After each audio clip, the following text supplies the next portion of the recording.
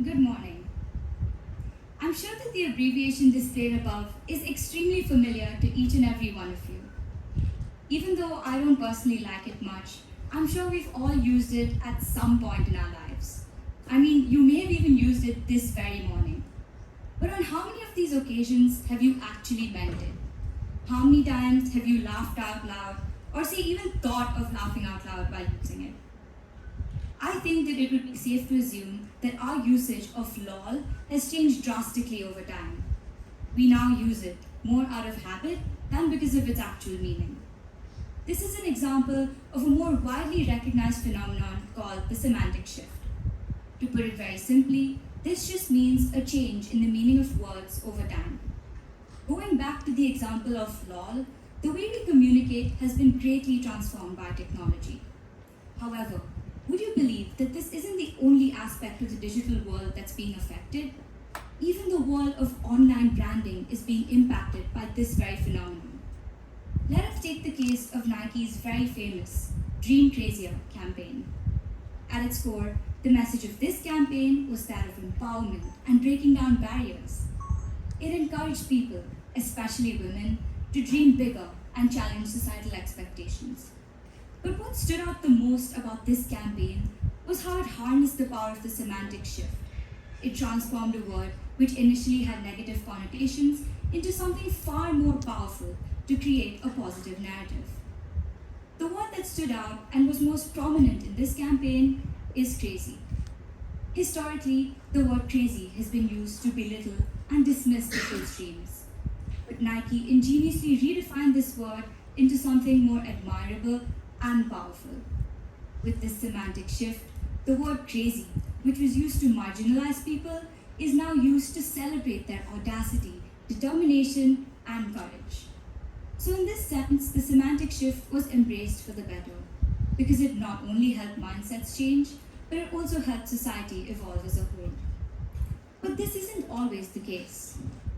With the rise of social media, we see the meanings of everyday terms being changed as well. Things like followers, likes, and following now have entirely new connotations. In the past, a follower was quite literally someone who followed another person. But now, a follower is just someone who says subscribe to another person's social media updates. Likes, which used to denote approval or appreciation, now correspond to the simple acknowledgement of someone's social media content. And following, which used to imply physical pursuit, now refers to staying subscribed to another person's digital life. Take the word friend as well. In the past, a friend was someone with whom we only had connection with in the physical world, someone we had face-to-face relationship with and spent quality time with. But now, due to the advent of technology and social media, a friend can also be someone with whom we only communicate online. And while these online friendships may not necessarily be characterized by physical closeness, they open up new avenues for connection, collaboration, and support. This semantic shift allows us to connect with people from many different locations and allows us to learn from them. It also allows us to gain deeper understanding of diverse backgrounds and cultures. But this impact isn't just confined to the digital world.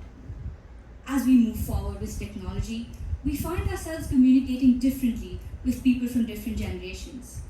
Ever wondered why you don't talk to your grandparents in the same way that you talk to your friends? Well, it's quite simple. It's because of the semantic shift. For example, would you really ask your grandparents if they wanted to hang out with you? Because I most certainly would not. And even if I did, they'd probably think I meant having a fixed agenda when we met, perhaps enjoying a leisurely conversation. But if I asked this same question to my friends, they'd think that I was just up for a casual gathering with no fixed agenda, and it would possibly involve digital distractions like our smartphones. What's happening because of this is that unfortunately, a generational gap is being created. The older generations might not be able to keep up with this generational gap, and quite frankly, they might not even want to. As a result, this generational gap is only going to widen over time and be fueled by technological advancements. it's important to note that as times change, so does language. Now let's reflect on the importance of this phenomenon in the field of literature. Take works written in early modern English, like revered classics, including Shakespeare. Even these works are facing criticism and dwindling appreciation today.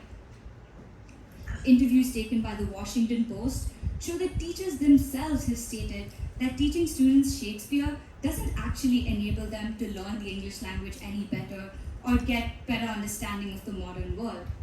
That's only to say that a lot of the times, many people like us find it difficult to decipher with and connect with the Shakespearean language, making us unfortunately dislike a lot of these works at times. But I believe that it's important to understand that every story, every piece of literature carries its important significance and the specific thoughts and feelings of the era in which it was written. Every story is told for a reason, and the words used to tell it are what matter the most. So, speaking of stories, should we really allow the semantic shift to write our future? Well, what I think is that language at its core is just a tool for communication. Now, while we may not truly grasp the nuances of the past because of this semantic shift, we'll definitely be able to move forward far more effectively if we embrace it. In an increasingly globalized world, we notice cultures interact as languages are blending more than ever before. It is indeed true that we're already borrowing words from other languages. As we can see, the word emoji is taken from Japanese, and the word entrepreneur is taken from French. But quite surprisingly, this impact isn't just limited to words from foreign languages. Take a word that we all love, for example, foodie. Historically, the word foodie would refer to someone who had a deep appreciation for a gourmet cuisine which was tied to a specific region or location. But today, if you think of the word foodie, you just associate it with someone who loves food, who absolutely adores it. And this food could be from anywhere around the world. I think that's quite amazing. The semantic shift in the word foodie has encouraged us to be more open-minded and curious about different cuisines. In turn, it also allows us to learn about their unique cultures, histories, and flavors.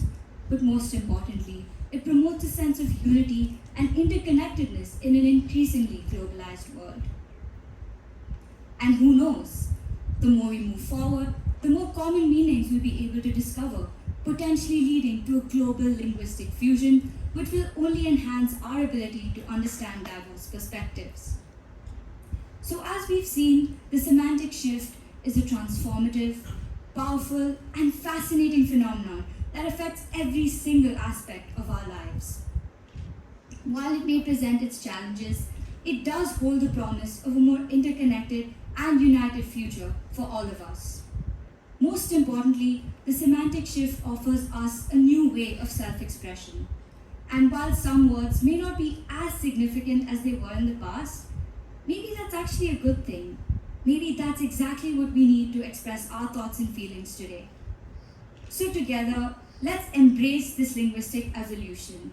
And as we keep moving forward, who knows, we may discover more and more common meanings together in our ever-changing semantic landscape. Thank you.